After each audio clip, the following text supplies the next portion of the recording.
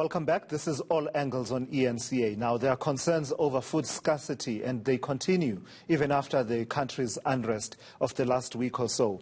The Association of Meat Importers and Exporters is calling for an urgent meeting with the Agriculture Minister.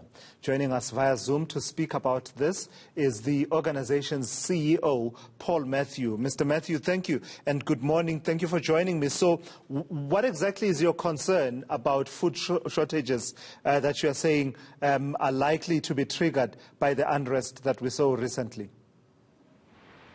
Yes, so obviously during the unrest period of last week, we had 4 major cold stores that were hit, vandalized, and in fact one burnt here in Durban. So currently we've lost about 40,000 tons of cold storage space. That obviously has a huge impact of now supplying food into or raw material, should I say, into the manufacturing sector and obviously the wholesale and retail sector. So we are calling on government to come up with a solution, working with the association to see how we can get containers out of the Durban area, especially out of the port of Durban, and to utilize the capacity of cold storage up in Johannesburg. So, I mean, this sounds very serious, the loss of cold storage space. 40,000 tons that you say has been lost in cold storage space. Paint a picture for me what that translates to in terms of the supply chain. If you can't have this cold storage, what are the implications downstream for me trying to go to a nearby fridge at a local supermarket to pick up a pack of beef, I don't know, to go and prepare a meal? So it's going to affect the all raw material products. So especially on the lower LSM in terms of the polonies and the pork sausages and all that is manufactured. Obviously, they need that raw material.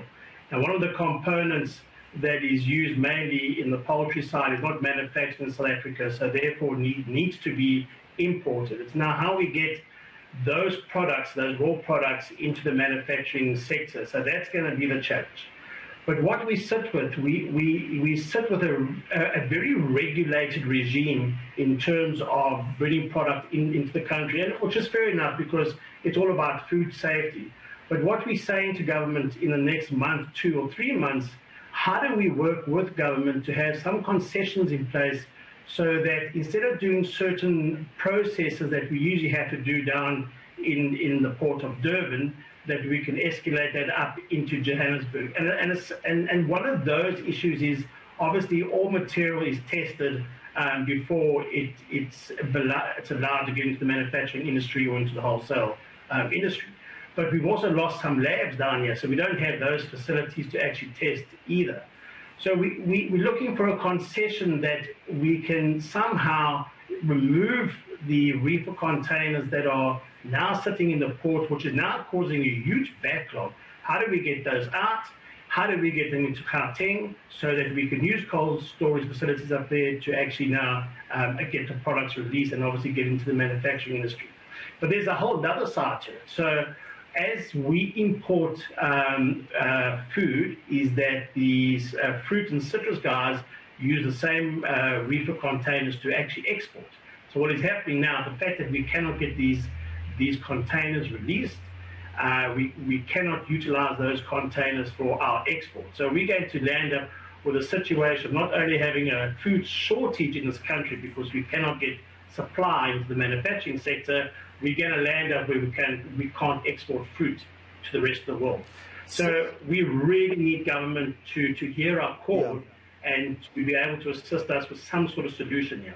So if I hear you correctly, this concession that instead of insisting on doing all of those import, particularly in the meat sector, import processes being done down in Durban at the port and at the cold container storage facilities, some of which were vandalized and destroyed during the riots and the looting.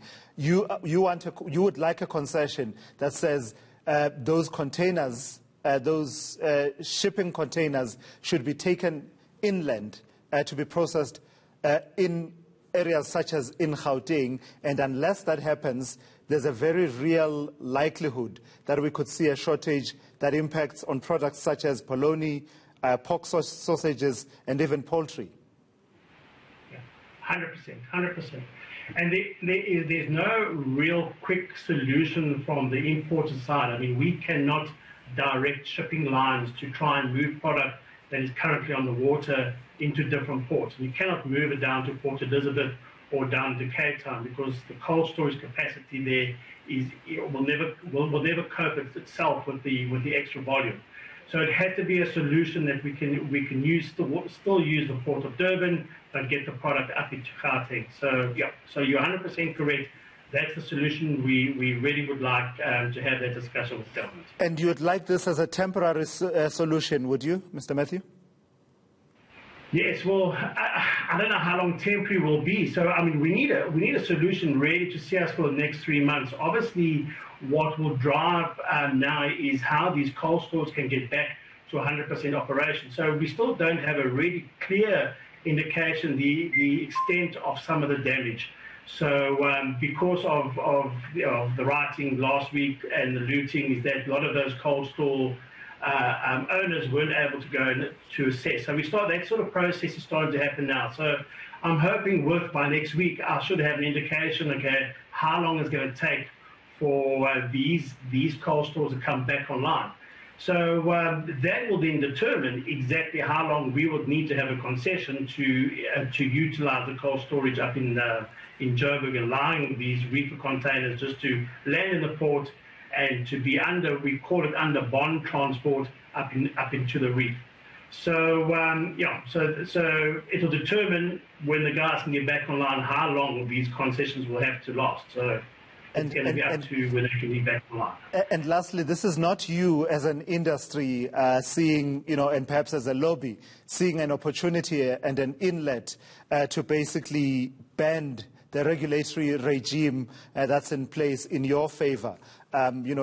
Taking advantage of the fact that you have this situation, and here's an opportunity for you to bend the regulatory regime in your favor, possibly compromising the stringent standards that are in place. Not at all. Okay, so I mean, as an industry, we are always in the press in terms of big debates between local industry. I mean, that's always an ongoing discussion about tariffs, and that those issues need to be parked. This is about food security for our country. There's no way as an association we will allow any deviations in terms of regulation. We have to keep those tight controls. We're talking about food safety here into the population. So we will ensure that those rules apply. What we're saying is that can we just not, instead of doing that whole process at the Port of Durban and the Durban area, can the same methodology just be moved up into Johannesburg? And obviously we'll need to have tight controls whilst we are moving goods up into Gauteng, that those containers are not tampered with. But it's time just for government and ourselves to think quickly out the box. How do we ease the processes? I mean, I can go back and tell you that administration to get product into this country is still done manually as imports. So we don't even have a proper e-system. How do we speed that up? How do we bring an e-system into control paperwork? I mean, last week we had the courier services were down, but the government still wanted original documentation to deliver to the port. We couldn't even access our cars. So we just need to think out of the box to have solutions that work for both the regulator and for our industry, and ensuring at all times that that safety is priority in terms of the consumer and our goods that are going up. And obviously then to supply the manufacturing industry with raw material so that we can feed the nation.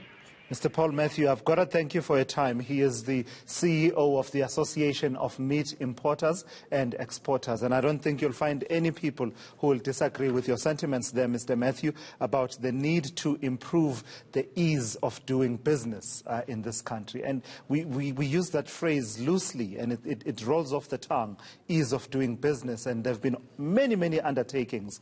But we need to start seeing things actually happening. When he talks there about people still need to do things manually. I mean, it's 2021, for goodness sake.